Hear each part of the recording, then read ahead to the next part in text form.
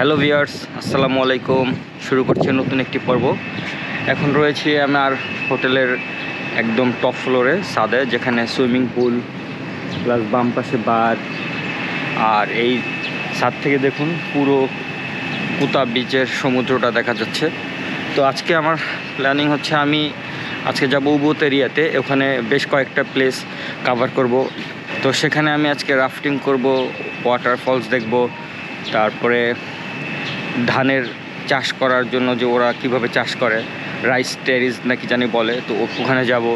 তারপরে আরও বেশ কয়েকটা জায়গায় যাব। তো আশা করি এই পর্বটা অনেক আকর্ষণীয় হবে। আর এখন আমি আমার হোটেলের গ্রাউন্ড ফ্লোরে যাব।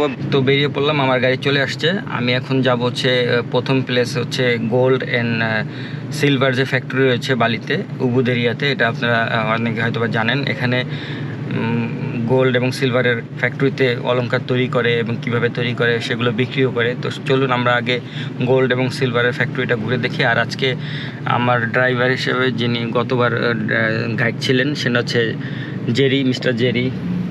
Hi my brother.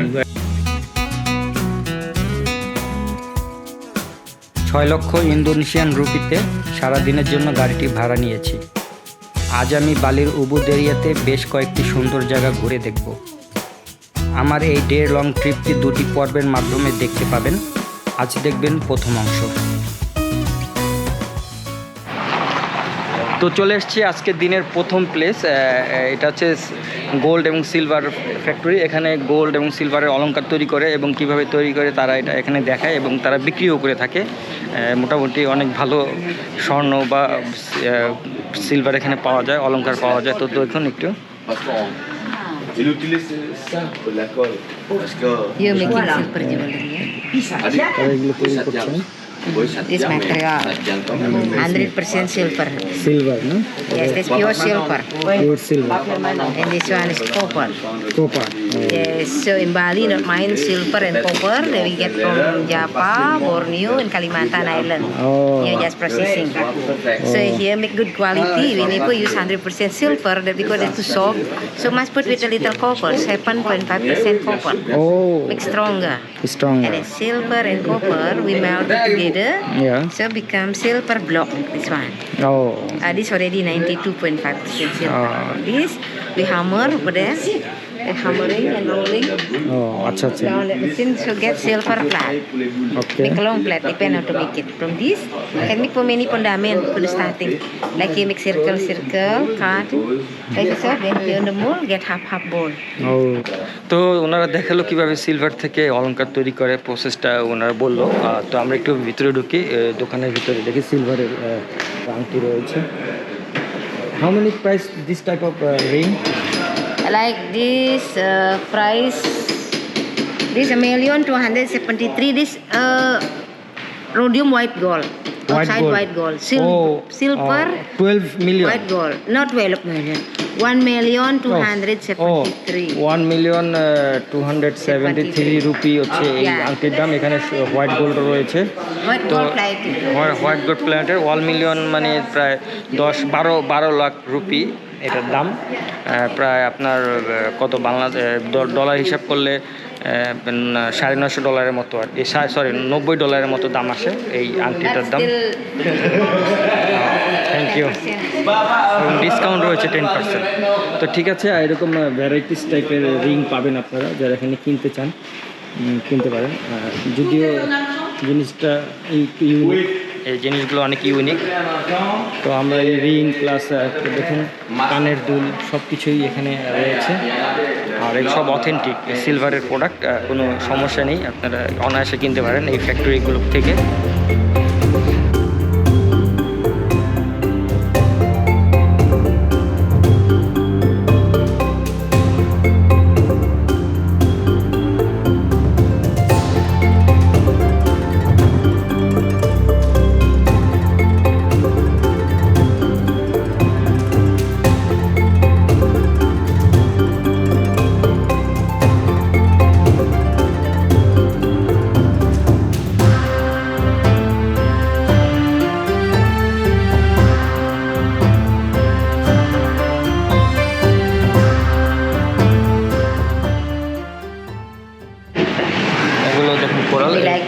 This is small size. Ni? Yeah. 316,000 rupiah. 300. Oh, this is price high, better than I didn't. this. But coral, that's why price high. এটার দাম হচ্ছে গিয়ে 3,16,000 রুপি। কোরাল, সমুদ্রের নিচে যে কোরাল থাকে ওটা দিয়ে তৈরি করা জিনিসগুলো আসলে ইউনিক, দাম অনেক বেশি। তো যাই হোক, আমি একটু ধারণা দিচ্ছি আপনাদেরকে কেমন প্রাইস আর ডিজাইনগুলো কেমন। জাস্ট আপনারা যদি আসেন এখান থেকে কিনতে পারবেন, আর দামটাও মোটামুটি জানা হলো। তো চলুন আমরা এরপরে পরের প্লেসে যাই। অলরেডি বেশি সময় নিতে পারবো না, কারণ ব্লগটা তাহলে বড় হয়ে যাবে। তো এই স্বর্ণের ফ্যাক্টরিটা বা আপনার সিলভারের ফ্যাক্টরিটার নাম ছিল ইয়াগি। এটা বালি থেকে, কুতা থেকে 40 মিনিটের মতো সময় লাগে। তো এখান থেকে আমরা এরপরে যাচ্ছি পরবর্তী প্লেসে। তো আমি চলে এসেছি পরবর্তী স্পট, বাতুয়ান টেম্পল। এটা হচ্ছে গিয়ে আপনার উবুদের বাতুয়ান গ্রামে নামে একটা জায়গার আছে, বাতুয়ান ভিলেজ, বাতুয়ান রিজেন্সির মধ্যে পড়েছে। এই টেম্পলটা অনেক পুরাতন একটা টেম্পল। তো চলুন আমি ভিতরে গিয়ে আপনাদের দেখাই। আর এখানে টিকিট লাগবে পার পারসন 30,000 রুপিয়া।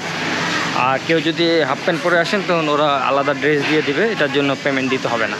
তো আগে টিকিট করে নেই, চলুন। এই যে টিকিট কাউন্টার। তো চলে এসেছি এই টেম্পলের মধ্যে। এই বাতুয়ান টেম্পলটা 10 শতকের দিকে, আনুমানিক 10 শতকের দিকে কোনো এক রাজা তৈরি করেছিলেন। আর এটার হিন্দু দেবতা বিষ্ণুর উদ্দেশ্যে এই মন্দিরটা উৎসর্গিত। তো চলুন আমরা একটু ঘুরে দেখি।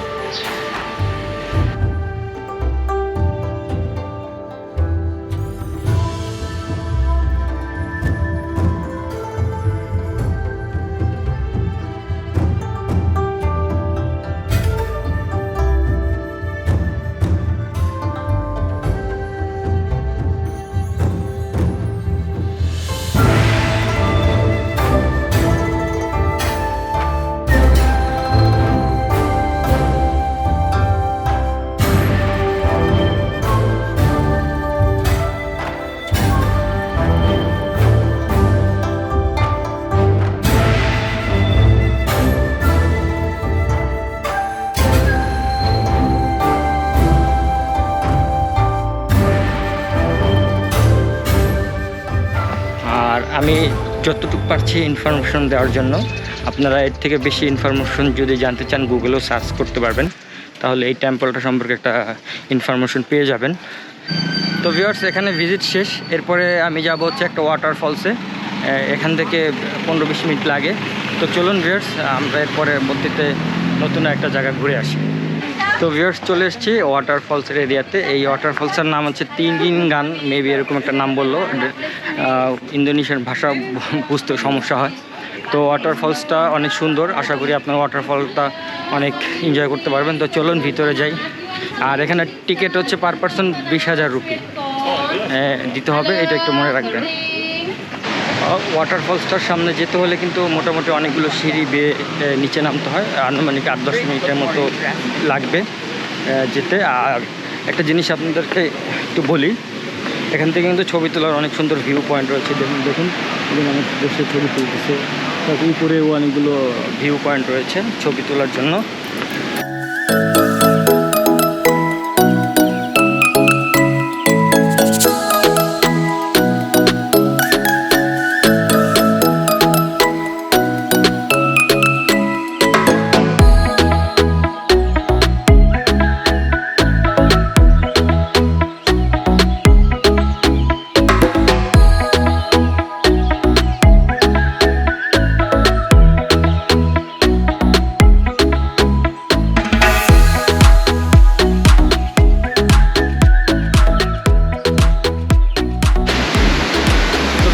অত্যন্ত সুন্দর একটা ওয়াটারফলস।